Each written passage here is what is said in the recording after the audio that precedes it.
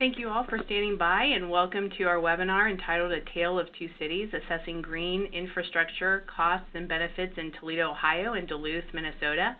These webinars are an initiative of the Ohio State University Climate Change Outreach Team, a multi-departmental effort within the university led by Ohio Sea Grant, Office of Research, Ohio Supercomputer, OSU Extension, and several other OSU departments to help localize the climate change issue for Ohioans and Great Lakes residents. I am Jill Gentis-Benicki from Ohio Sea Grant and Stone Laboratory, and joining me today are two experts within the National Oceanic and Atmospheric Administration, Lori Carey-Cathera and Tasha Allen. Lori is the Operations Manager for the Science and Geospatial Services Division at NOAA Office of Coastal Management. She works on a variety of projects helping local coastal resource agencies better utilize technologies, including GIS and social media. Also joining us today is Tasha Allen, a coastal hazard specialist working for the Baldwin Group at the NOAA Office of Coastal Management. Her background is in community-based risk and vulnerability assessment. She also specializes in development of decision support tools for hazards management and community resilient planning. We are delighted to have both of them here today to talk to us about a few case studies. This is a Part 2 implementation and assessment to a May 2013 webinar that they did several years ago, so we're really excited to have them back. But before we get started, a few logistical issues. During our presentation, all participants will be in a listen-only mode. Afterwards, I will conduct a question and answer session. If you would like to ask a question during the presentation, please feel free to use the chat feature located on the right-hand side of your screen, and I will collect and pose your questions out to Lori and Tasha at the end of their presentation. We have nearly 200 participants on this webinar so far, a great diverse group representing governmental agencies, academia, and nonprofit groups from the Great Lakes region and around the country. Please keep those questions coming throughout the presentation, and we should have a great Q&A session. As a reminder, this webinar is being recorded and will be posted onto our website for later viewing. Also, we will post a webinar survey in the chat feature toward the end of the hour. Please take a few minutes after the webinar to fill out that survey. It will help us continue to bring you better webinars. So without any further delay, I'd like to introduce Lori Carey-Cathera and Tasha Allen, who will present A Tale of Two Cities, Assessing Green Infrastructure Costs and Benefits in Toledo, Ohio and Duluth, Minnesota. Lori and Tasha, you should be good to go. You are unmuted. Great. Thank you, Jill. Can you hear me okay? You sound great. Great. Thank you. Well, thanks, everyone. This is Lori Carey-Cathera, and we are delighted to be here and to be invited back to share some of the results. The first time that we did this webinar a couple of years ago, we were overwhelmed by the interest as well as the questions that you all asked us. So hopefully we're going to be able to answer those questions for you today, really working hard to save some time at the end to answer any additional questions that may come up as well. We've put our hashtags. If you are Twitter users, we have our hashtag for our office is down in the bottom left corner of the screen, as well as my own personal Twitter handle as well too. So with that, today we're going to be focusing on sharing the results from two projects that we worked on over the past 2 years, and we call this presentation The Tale of Two Cities. And so what we really tried to do with this project was figure out if green infrastructure is a viable option to help communities deal with the flood issues that they're facing. And we looked at both current and future scenarios to do that. So the areas that we focused in on were Toledo, Ohio, and Duluth, Minnesota. So just wanted to get, for those of you that might be geography challenged, Toledo is on the shores of Lake Erie, and Duluth is on the shores of Lake Superior. Both have significant flooding issues. Hi, this is Tasha Allen, and I'm going to be tag teaming with Lori. We thought it'd be more interesting than hearing some single person go on and on. So I also participated in the study, and the study is really meant for planning purposes. We conducted this to help inform green infrastructure strategies that communities might be interested in developing, and also to provide economic backing for the use of green infrastructure to help reduce flooding that communities often need. And so it's really for planning purposes, and when a community is ready to implement their green infrastructure strategy, then a more detailed modeling and engineering studies would need to be done to help determine what green infrastructure, how much of it, and where it needs to go. All right, well, our tale is going to start in Toledo, Ohio, and the image that you see is from a couple that live in the area, and as you can see, their basement is flooded. They not only have standing water, that's fairly significant amount of standing water, but there's also some debris floating in the basement as well. If you look closely on the wooden post, you can see that there are watermarks indicating that this is not the first time that they have been flooded. This is a chronic problem that citizens in Toledo are facing. Both the citizens are dealing with this issue and how it affects them and their daily finances, and the city, it's a huge issue for the city staff as well. When we began the project, the city of Toledo shared with us this map that you see on the screen now, and it's over a 5-year period, and it highlights all of the complaints, the standing water complaints that they've had in regards to basement flooding and street flooding. So you can see it's a fairly significant issue, and each one of those calls represents something that the city has to take action for. They need to go out and investigate the complaint and hopefully try to find a solution to help mitigate it as well. This is what Duluth citizens woke up to in one June morning in 2012. And the story's a little bit different in Duluth. Toledo has a lot more nuisance flooding, a lot more localized flooding that occurs. But at Duluth, they don't have that problem as much. It's more about the extreme events that do happen. And so in June, they had what was classified was a 500-year storm that caused major damages. And a lot of it had to do with there was just too much water too quickly, too soon, overwhelming the stormwater infrastructure systems and water coming up through the streets. So we were really interested in working with the city of Duluth to look at also how green infrastructure could be used to help reduce some of these more extreme flooding events. Most communities are very interested in using green infrastructure, but they need to know how to use it more holistically, and also does it make sense economically? And, can they use it to complement their existing stormwater infrastructure or even help prolong its life? The communities really aren't sure where to start. What type of questions do they ask, and what sort of assessment do they conduct to be able to figure out whether green infrastructure is feasible for them? And so our pilot focused on helping communities help answer these types of questions.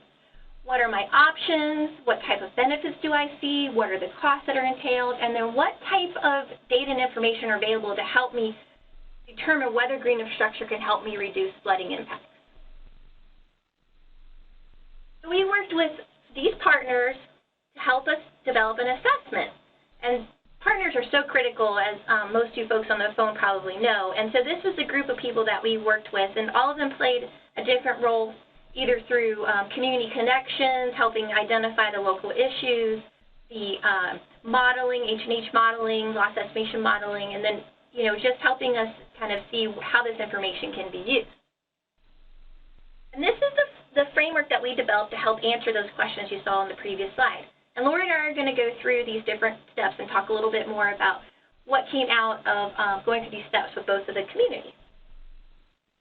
Great, and before I start with the steps, just wanted to let you know that this work was funded through the Great Lakes Restoration Initiative, and it was a 2-year pilot project that we did. And we built in to have a year to do the research and to put this project together.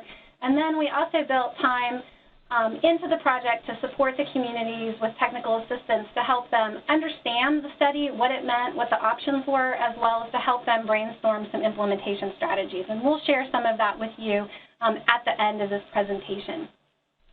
So moving into the framework, really the first thing that we had to do was define the flood problem.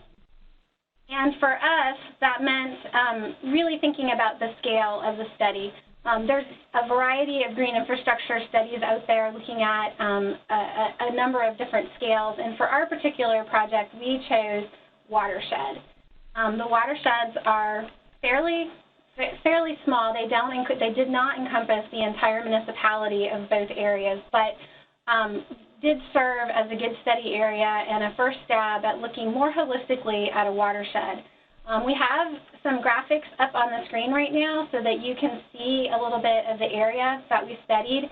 Wanted to sort of point out again some very unique differences between the two site areas.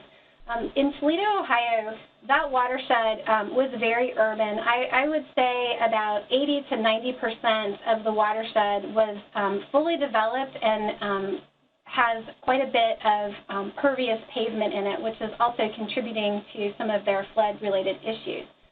Duluth, on the other hand, is not fully developed. They have perhaps about 60% of their watershed developed. If you look over on the watershed, there's sort of almost a vertical yellow line towards the middle, right under where it says Chester Creek Watershed. And in that area, there is a bluff. And so that bluff they have a 600-foot drop. And so that's contributing to, as Tasha mentioned earlier, the velocity issues that they deal with flooding. So water tends not to stay around in Duluth, but when they get a lot of it, it races and rips up that watershed and creates other types of issues. Next step in our assessment was to look at current and future flooding.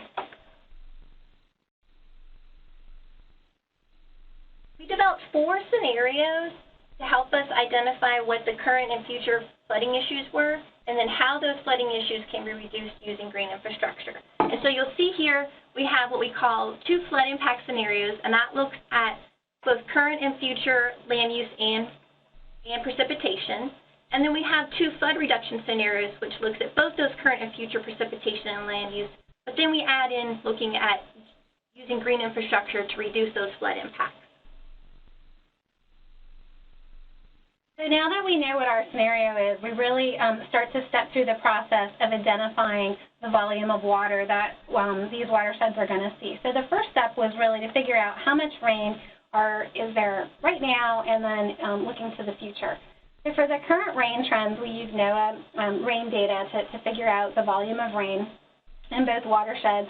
And we use the planning scenario of 2035, and we use the EPA CREATE model to project what future precipitation patterns might look like.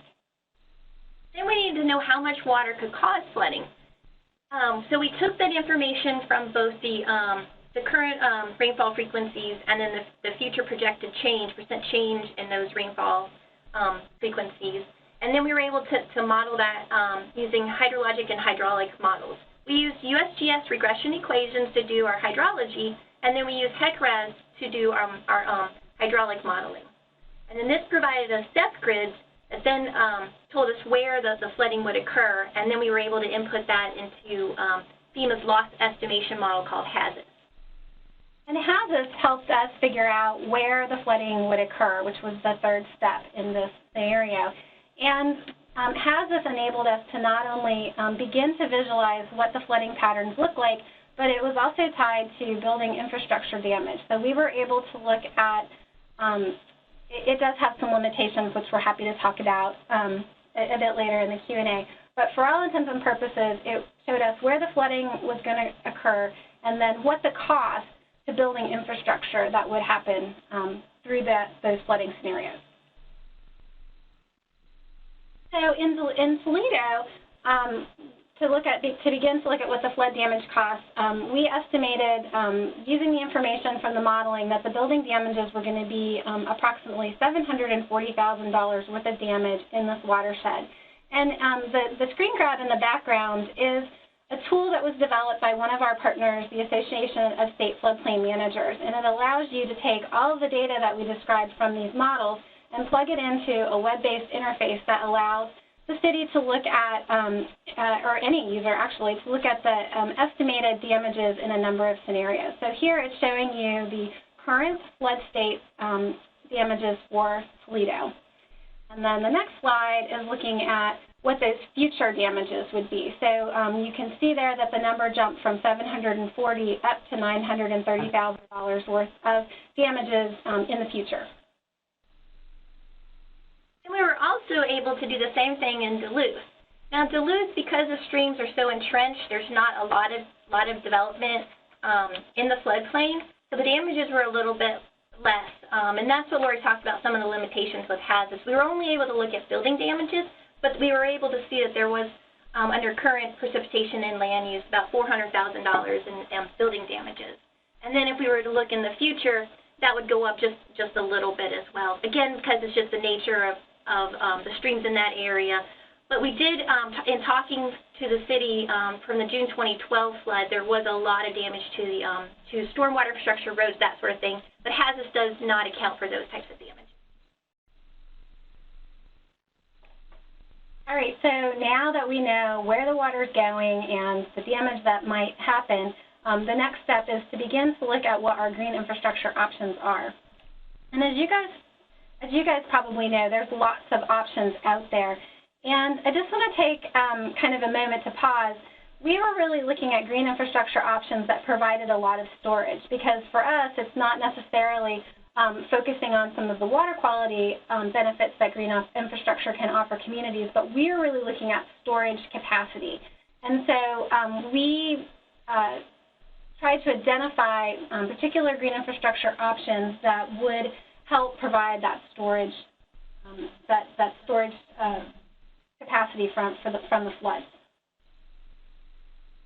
So the next step was to figure out exactly how much capacity we needed.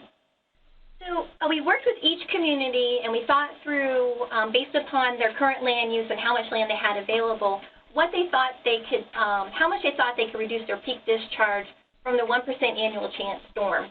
And so because Duluth still has a lot of undeveloped land, they thought that they could probably reduce that peak discharge by about 20%. And because Toledo is highly urban and they're almost built out, they thought they could only get about 10% reduction in that peak discharge using the green infrastructure storage. Then we had to talk through how much does that really equal. So if you want to reduce your peak discharge of your 1% annual chance storm, how much storage is really needed? So in Duluth, because they wanted a 20% reduction, they had to acquire a lot more storage. And so that's reported in acre feet. So that's basically 1 acre of land, that's one foot deep of water. That's how much storage they would need. And for in Duluth, for their current conditions, they would need 76 acre feet, and then for future, 86. Toledo, again, because they're only looking at a 10% reduction, they only need 30 and 32 to be able to meet that target. Then we wanted to do a paper activity where we just went through it, did an exercise to look at what green infrastructure both communities were interested in using to help them reach that target, and then how much of each they thought was feasible. And this was really just based upon their land use and also the community needs and interests. And again, this was just a paper activity. There was no actual implementation done. We were just checking to see if the target was really feasible. All right, so as I mentioned, we were really looking for green infrastructure that provided some significant storage capacity. And so the options that we narrowed in on based on feedback from the communities were bioswales, blue roofs, permeable pavement, underground storage, parcel buyouts, and extended detention wetlands. I'm going to just take a pause for a minute and talk a little bit about blue roofs, because we always get that question. It's a bit, I think, of a newer green infrastructure technique for folks. But essentially what it is it's, there is a system of panels and drains that can be installed on rooftops, and it provides some storage capacity for rainfall that then can be let out and drained at a slower rate, and it helps to diffuse some of the flood waters. It's a great solution for an urban environment, which is why Toledo was particularly interested in it. But it can be a challenge, as you can imagine, because if you're trying to put a blue roof on an older building, you might have some additional infrastructure challenges in your future. So at any rate, those are the options that these communities were considering. And then one thing about parcel buyouts, Toledo has seen, due to the economic downturn, they had a lot of homes in the foreclosure process, and so there was a potential possibly to do some buyouts of some of their homes and maybe do smaller, like some sort of retention there. And so that was something that they were very interested in, since they might have a lot of vacant properties in the future as well. And one last thing too, for the underground storage, that was although one of the most expensive green infrastructure options, Duluth was interested in that because they have a number of roads that might be they were updated. They were in the process of updating them and could implement underground storage as they enhanced their infrastructure in the city. So they were looking to that as a pretty viable option for them. So once we figured out what the storage was, this is where the team collectively said, holy moly, can we even find that amount of storage in these watersheds? And there was a moment of panic, I cannot lie. And so what we did was we took those calculations and we went back to each community and we did a bit of a charrette and said, you know, looking at these different options that are going to give us the biggest bang for our storage, can we find places in these watersheds that they will fit? And we were successful in Toledo to find the storage that you need, and this map shows you a couple of ideas and locations that our planning team and the members up in the community identified as potential places to put those green infrastructure pieces in place. And then we did the same activity in Duluth, and this was right up those folks' alleys. There's a lot of researchers and people in the community that are really, they really like to kind of do this thing and roll their sleeves up. And so again, they went through the same activity. We laid paper maps down. We just brainstormed on where they thought that there was possibly opportunities for green infrastructure. And one thing I really liked is that we were working with a woman from Parks and Recreation, and she just had like an aha moment about one of their projects that was underway, and she thought, wow, maybe we should try to make that a little bit greener, and maybe using more pervious type of material as opposed to impervious. So it was a really nice opportunity for folks to roll up their sleeves and think through possibly what is possible. And the next step was to look at how much flooding could be reduced using green infrastructure. So just reminding you again about what our flood reduction scenarios are. Basically what we did was we went back and ran those same scenarios, but we incorporated green infrastructure into both our current and future scenarios. And we did see a difference. So in Toledo, looking at this graph shows both the current damages of $740,000 using green infrastructure to help stop up some of that water, but damages were reduced down to $450,000. So some substantial savings to the community. We saw a similar trend with the future scenarios as well, and actually a bit of a greater delta there in the change. And then for Duluth, under our current conditions, we saw about a $100,000 reduction in flooding using green infrastructure for current conditions. And in the future, we saw a little bit less than $100,000 as well. We still saw some reduction in damages to the buildings. So what this slide is trying to show is that looking at sort of worst-case flood scenarios and incorporating green infrastructure storage options, the risk is reduced to these communities for infrastructure damage.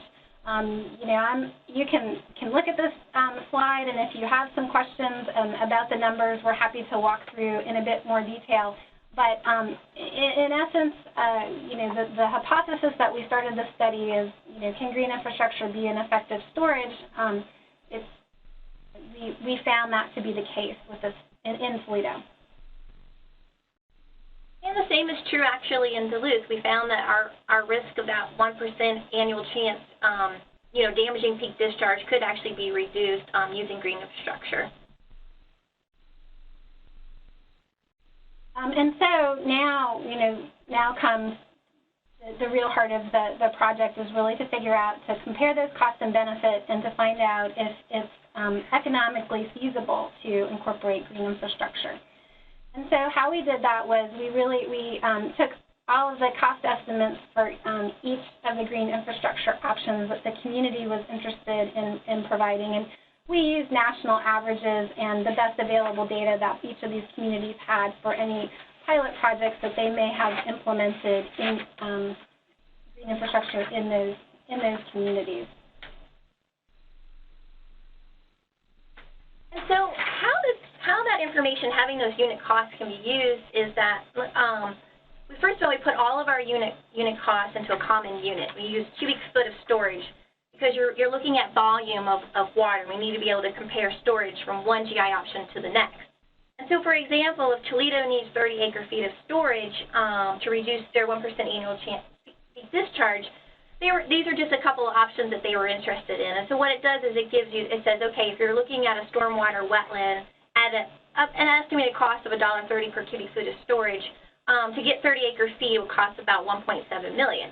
And if you were to look at option 2, underground storage, which is about, almost $42 per cubic foot, it would cost about $55 million. Now, most likely, the community is not going to pick just one option. They're going to look at multiple options. And so what this does is it helps you kind of get rough estimates of what different GI options cost based upon the amount of storage that provides.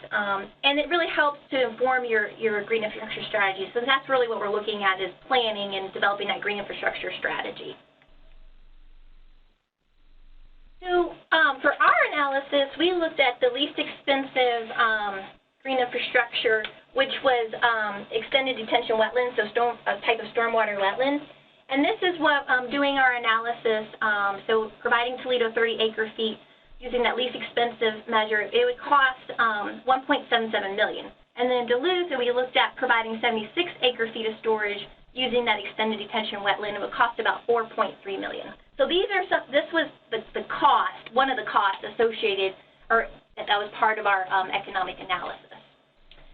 And so really, when you're doing an economic analysis, our benefits here mean damages avoided. So what we mean there, to translate it in real people's words, is that by incorporating green infrastructure, we are going to avoid damages to our building infrastructure for all intents and purposes. And so for Toledo, the cost, really in a nutshell, what we found is that green infrastructure is an economically a viable option, but it's a long-term investment. And over a 20-year period, the costs for implementing green infrastructure in Toledo were a bit higher than the actual damages that were not avoided to the buildings. Over a 50-year period, that's really where you had more of a break-even sort of economic breakdown. So it's, one thing though is we were not, in our economic analysis, we weren't able to look at all the damages. So in Toledo, we were only able to look at what hazards provided, which was building damages. So there's a whole lot of other flood damages that are not accounted for. And the same is in Duluth. In Duluth, we had a little bit more information available to us. We were able to look at stormwater infrastructure damages from that June 2012 flood. Also some repairs that had to be made. We were able to look at damages to stream banks, so what they were spending on to restore damaged stream banks. And then we were also able to look at impacts to recreation. The study watershed area had a really large park in there that was very critical to the community and a lot of recreational use going on there. So we were able to look at some additional damages that the flooding caused. Also, we were not able to look at, we only looked at using green infrastructure to reduce flooding. We did not look at other types of ecosystem services or services that are provided by that green infrastructure, such as water quality or aesthetics. And so, as Lori stated earlier, this is kind of in a nutshell. Benefits are seen when you use a longer planning horizon. And so what that really means is look at green infrastructure that's going to last longer, because you really do start around 30 to 50 years, you're really going to start seeing a break even and then start seeing benefits. And then also just with any type of project, you're always limited in data. We try to use best available information that we had as a proof of kind of concept of what we could do. But I guess the more information you have, the more details you're probably going to get. And as Tasha mentioned, to do this type of analysis, it is a fairly heavy data exercise. And so recommended data sets for this are listed up here on the screen, and they include buildings, roads, infrastructure damage, recreation, wages, and damages to your landscape. We were a bit limited in this project. A A lot of it had to do with the scope and scale of the project as well as our timing.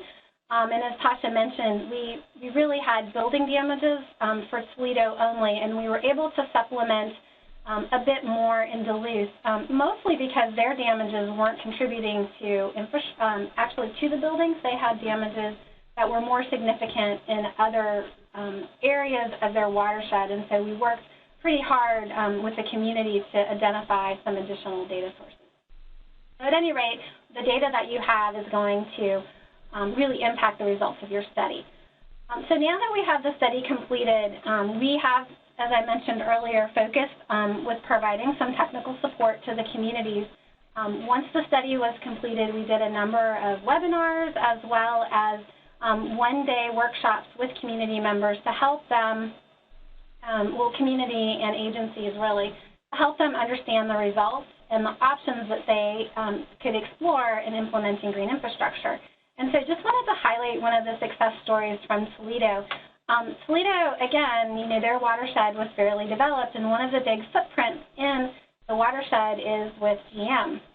They have a Toledo plant there, and the city, using the results of the study, approached GM and asked them if they would be interested in exploring putting some green infrastructure options on their site. And so they worked with University of Michigan graduate students who then used funding from this project to develop site-specific green infrastructure plans and are in the process of putting some bioswales in or around the plant. So we're pretty excited about that. I think it's a really great example of a public-private partnership. The city has also invested some funding from this grant project to put signs up around the different green infrastructure projects in the watershed. They found that the city really needs some help understanding what green infrastructure is, what it looks like, why it's there. So they've been pretty helpful, putting some signs up. They've put a social media package in place to help with the outreach, and then they've also created some coloring books for school-age kids to help share green infrastructure and what it can do. And from the more the municipality side, they've also developed a green stormwater task force. And that was already in the process of forming through their sustainability planning effort. And what we helped do last fall was those folks had some goals set out, but they were really trying to think more comprehensively. And what it does is it entails the county and the city of Toledo. Toledo is the biggest municipality in the county. But what we help them do is kind of think through how can they establish more of these public-private partnerships, how can they do more outreach, how do they secure more long-term funding. And then we were able to bring some experts to the table, such as Dave Fowler from Milwaukee Metropolitan Sewerage District, to speak to these folks. Since Dave and his team have been through this, and it was really helpful to help guide this group of decision makers that are really trying to think more holistically and comprehensively and think across municipal boundaries. And then Duluth, as you guys saw through the story we're telling, the flooding is a little bit different, and so Duluth has a little bit more time since they're not experiencing such nuisance flooding, localized flooding. It's more the extreme events.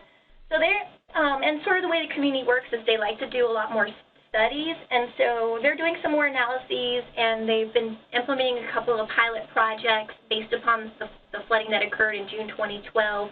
There's some additional researchers, that's what one of these photos is, looking at coastal places for, looking more, I guess, more detailed at where you can actually get some of that storage and what maybe you would put there, and then how do you kind of work some of the land use and the policy piece. Another thing is that we worked very closely with Minnesota Sea Grant. They were instrumental in helping us build a relationship and get to know a lot of local issues. And so we partnered with them to do what was called an open house.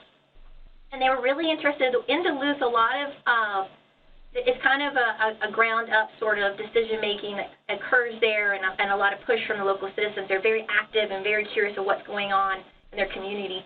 So in this open house, we were able to boil down our technical report into different stations, and so people could come through and look at posters and kind of understand the projects and go through and talk to them about them. And so this is just an example of someone that took a pledge and was already doing some smaller private property owner green infrastructure projects. Sure. All right, so here we are to the lessons learned. we've touched on a number of these as we walked through the presentation, but just want to kind of come back and maybe just hit a couple of them. I do think, as Tasha mentioned earlier, focusing on the long term is a pretty critical piece of this project, and if you want to do these types of projects in your community, something that you really need to consider and put up front with your planning team.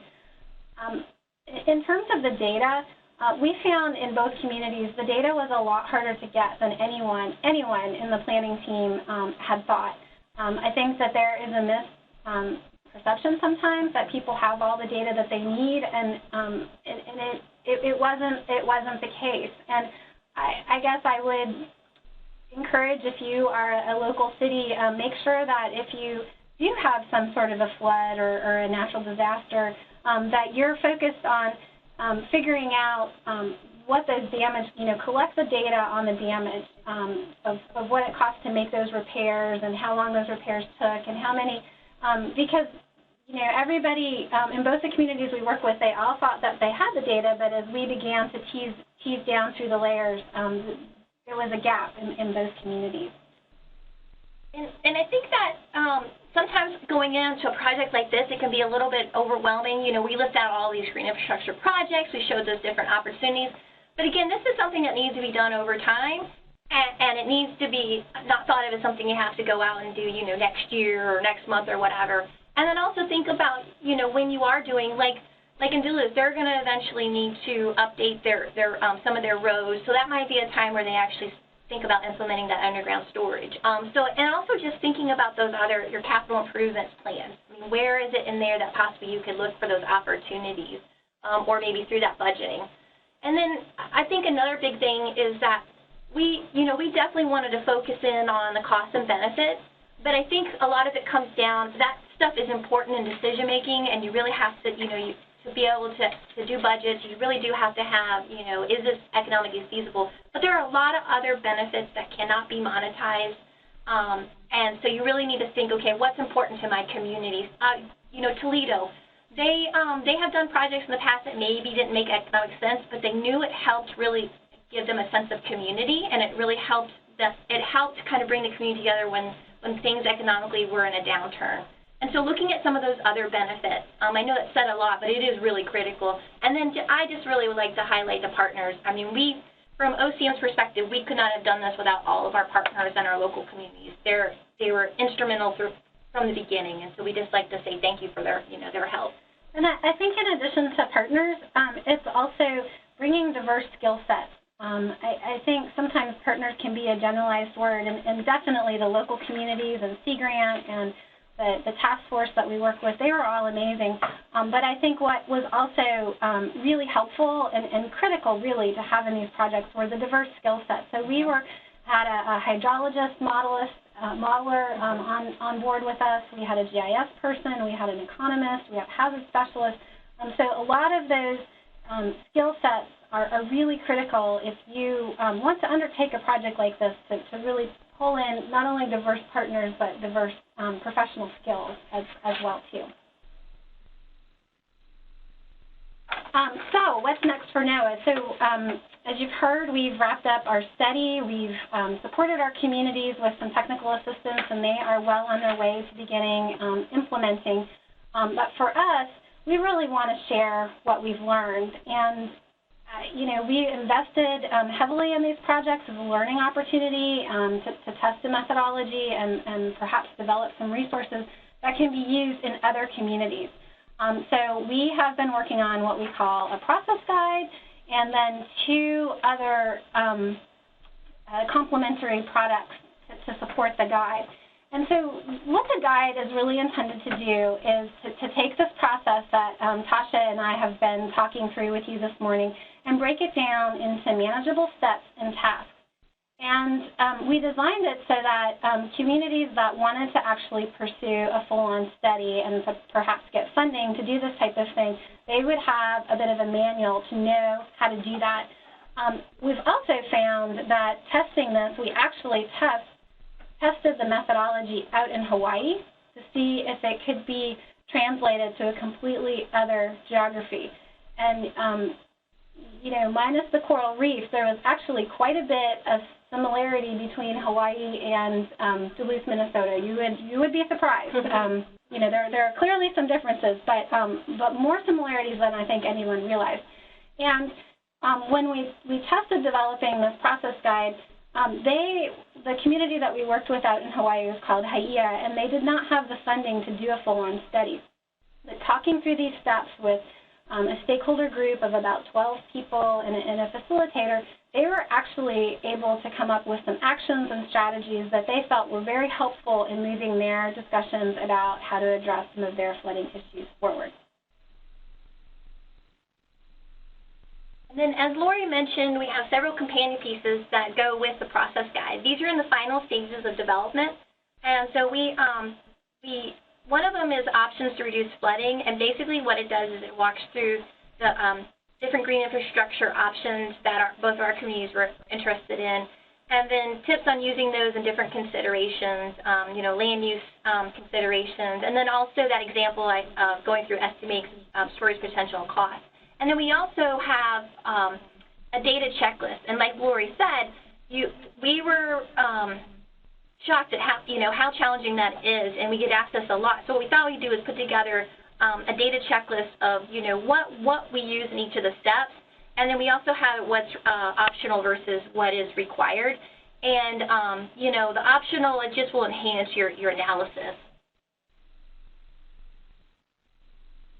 And then Lori we showed this example before, but this is a tool that's been recently developed by Association of State Floodplain Managers. And I think what's really great about this is Jeff Stone from ASFPM, he was the one that ran the HAZAS model, and it outputs a lot of information. And so it was really hard to kind of do a comparison and look at all those individual tables and maps. And so that was really the kind of impetus for this, is so that communities could see that information together in a visual format, so that you can look at potential hot spots, or you could do outreach, and then you can put that with additional information such as your land use, your other flooding, your green infrastructure projects.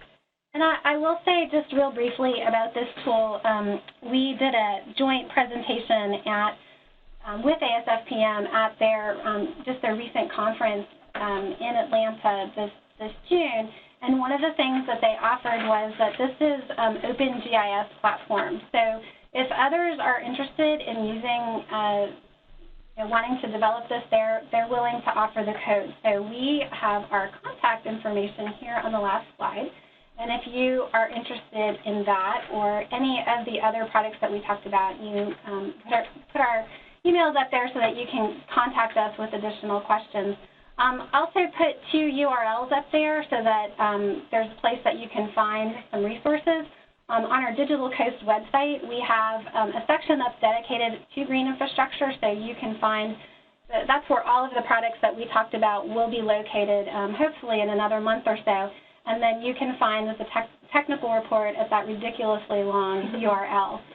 The last thing that I wanted to mention is that the Office for Coastal Management, although Chasha and I are located in our Charleston office, we do have a presence in the Great Lakes. And Brandon Crumweed, whose name is also on the slide, is our geospatial coordinator for the Great Lakes. So he is a wealth of knowledge, and if you have technical questions, he is a great resource for you to tap into as well.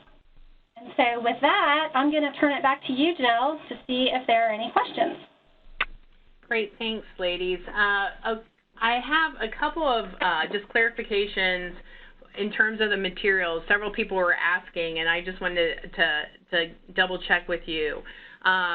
We had several people asking whether the guide to assessing, that is that one of these URLs that are listed on the online? No. Okay. It's not. It hasn't. The guide. Let me click back here so that it's clear. So this process guide is what we're going to call this. We have this with our communications and design group, and so as soon as they get the graphics done, we'll release it. So it'll probably be about 3 to 4 weeks. These companion pieces are in the same place. They're just waiting for their final design, and then when they are done, you can find them at that Digital Coast Green Infrastructure resource page. They will be posted there. Okay, thank you. Another question, we had several people asking whether or not the details of the case studies are online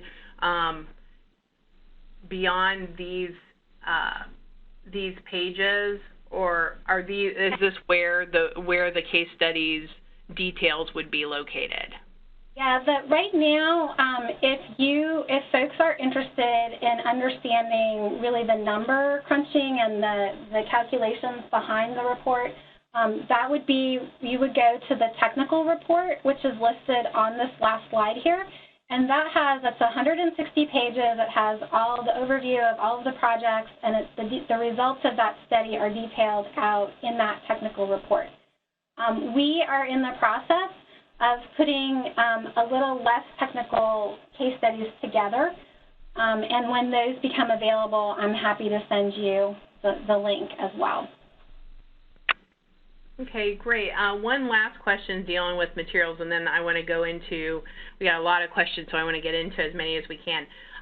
Someone was asking also the coloring books that you were mentioning.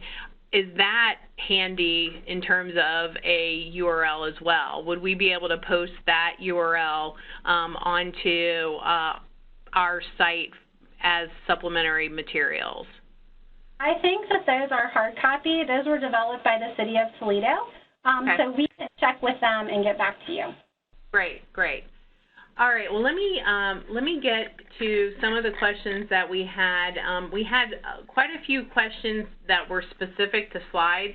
What I'd like to do is go through some of the other ones and then go back to specific slide clarifications.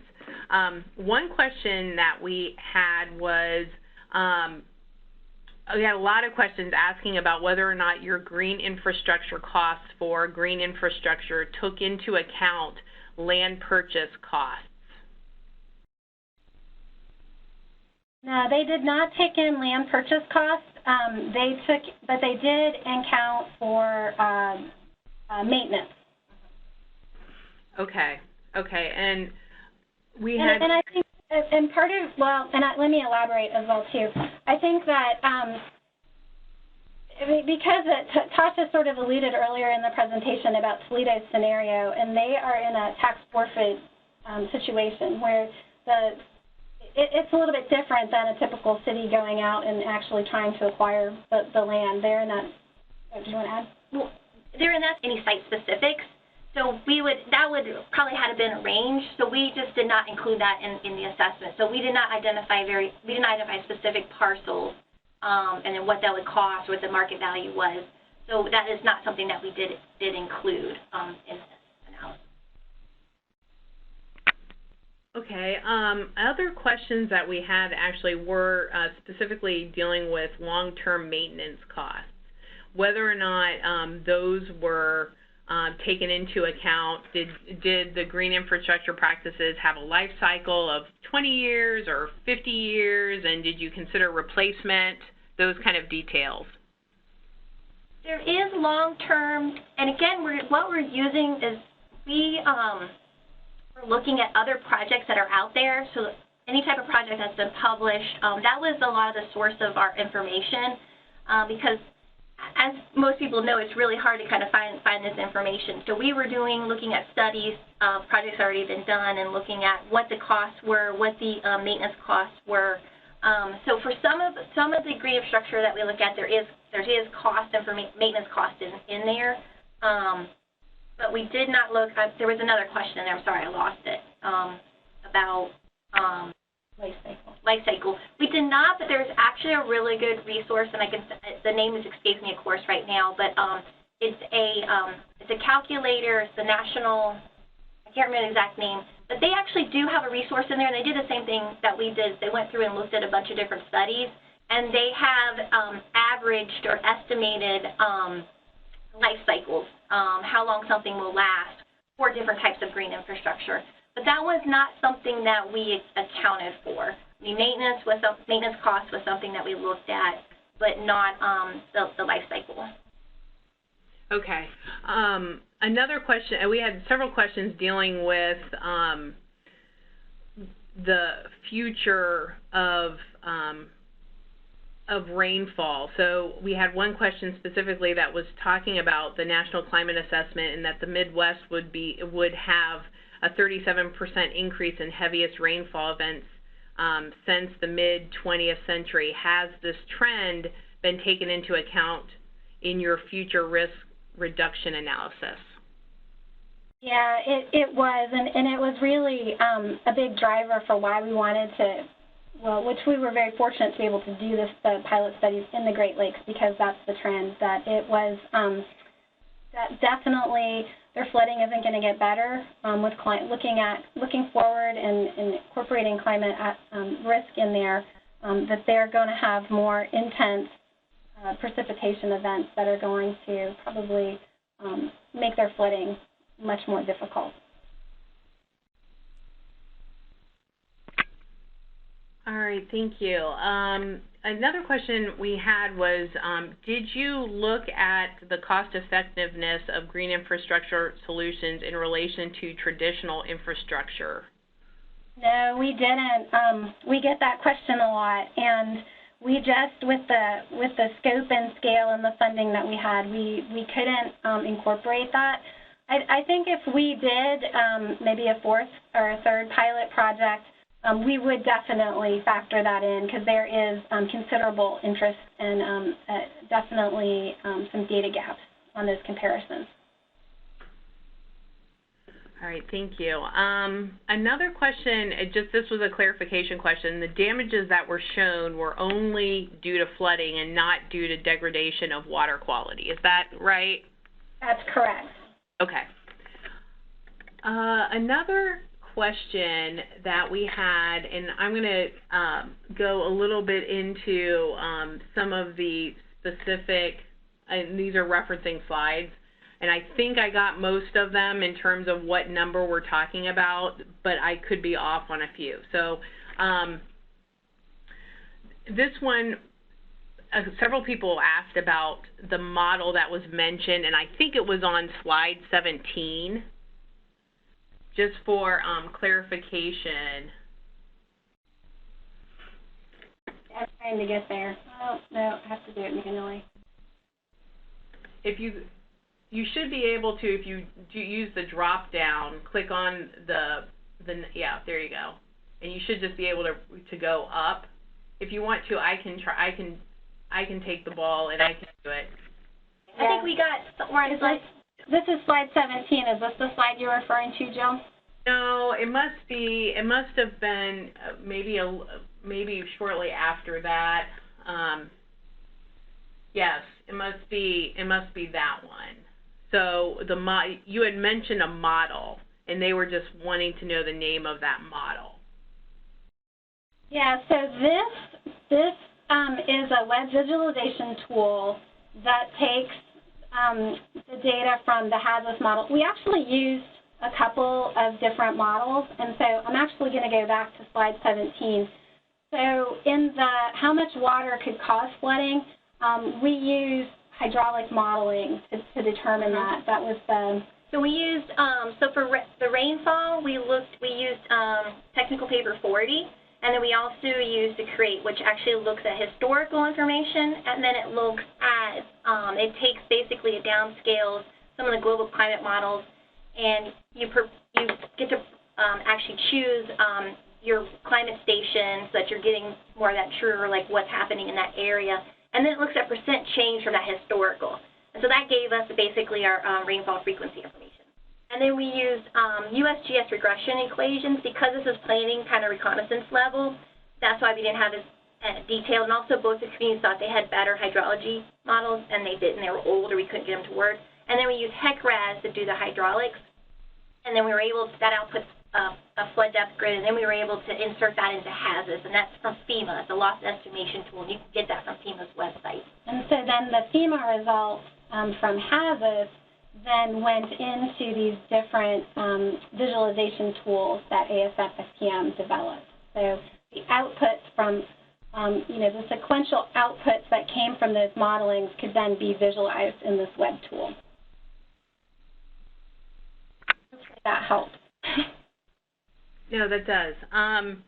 And that's all detailed in that technical report, that really long URL at the end. Okay. We had several people ask about the meetings on identifying opportunities for storage, and like how, and also what types of people were in the local planning teams. So could you talk a little bit about like how many meetings, how they were facilitated, what were the challenges, who were the key people present? Yeah, that's a great question. So this is Lori, and I'll talk a little bit about what we did in Toledo. We worked with our point person there is Patika Post-Bannister, who is amazing to work with, and she pulled in a number of folks from their water division. So there were folks from sewers and public works and their environmental programs. Engineering. They also brought in their elected officials and board members. And so we did maybe, over the course of the project, we did maybe 3 different meetings with them.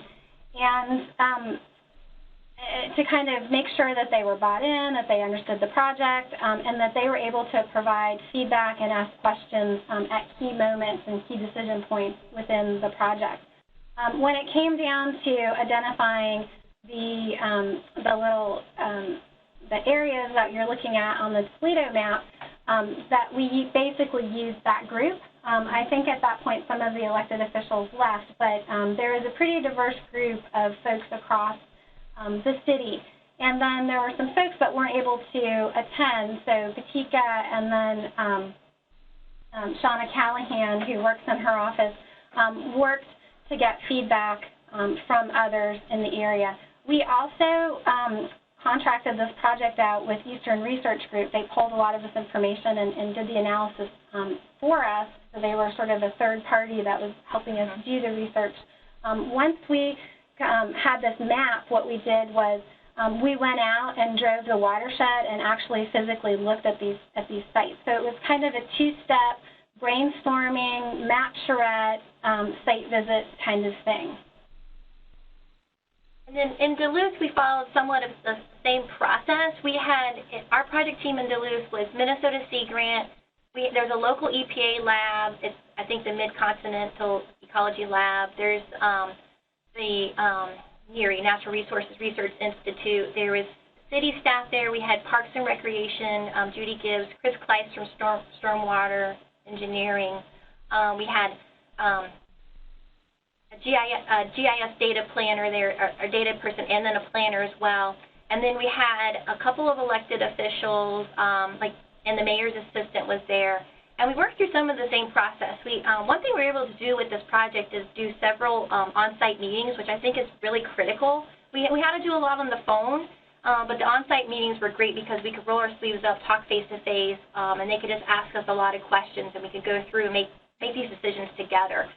And what this was really neat is that we used we had Minnesota Sea Grant. Yeah, Minnesota Sea Grant. Basically, we did this with Google Earth.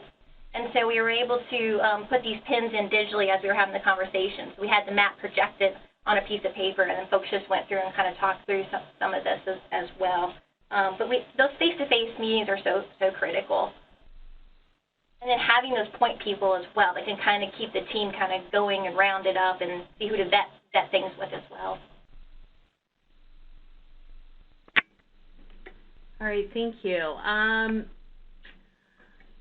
I had a couple more questions. We're almost out of time, so I'm trying to scan quickly. Anything, we had several people talking about Duluth and asking specific questions dealing with Duluth. So I wanted to give you a couple of those. One question was whether or not, did you think about analyzing the performance after the flood of the existing green infrastructures put in the Miller Creek for the last 20 years as a local comparison? That was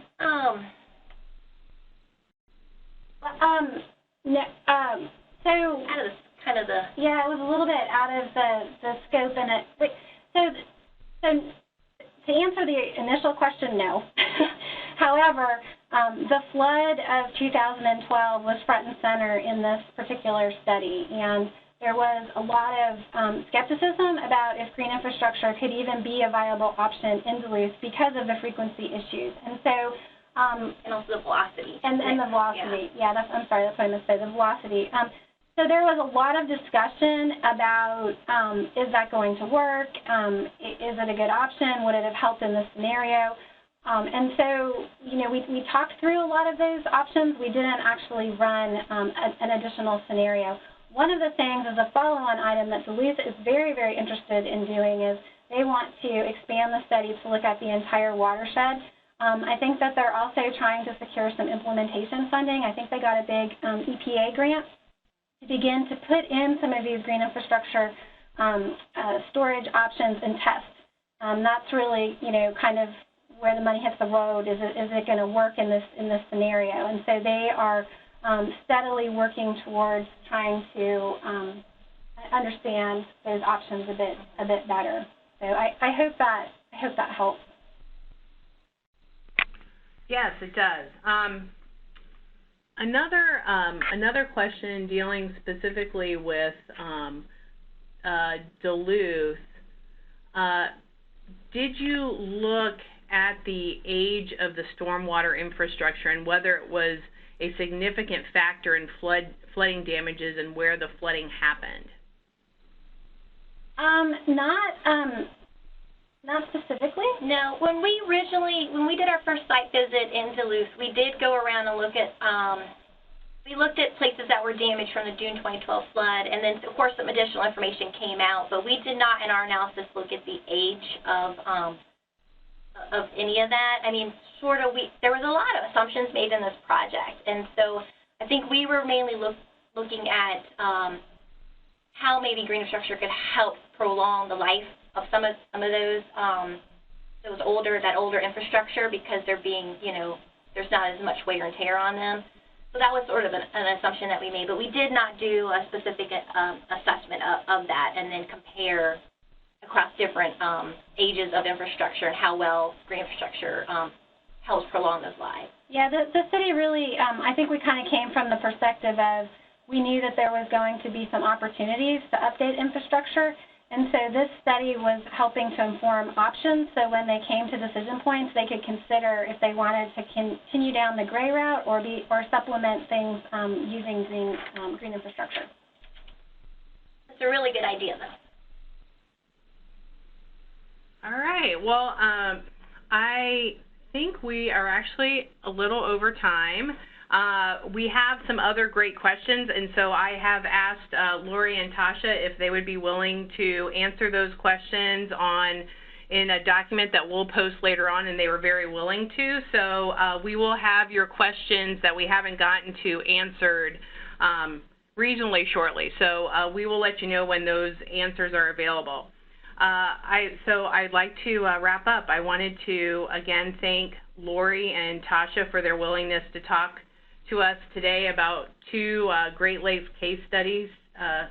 This was a great way for us to be able to see a project that started a couple years ago and what great findings they have found that we can possibly use to implement in other cities.